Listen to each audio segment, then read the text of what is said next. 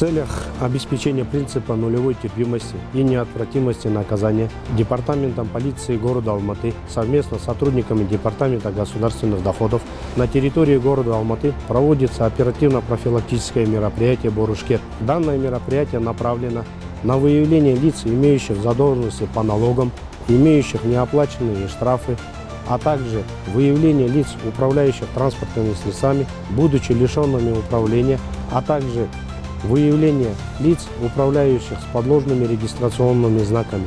Кроме того, данное мероприятие направлено на выявление транспортных средств, имеющих ограничения по постановлениям суда и судебных исполнителей, а также имеющих задолженности по алиментам.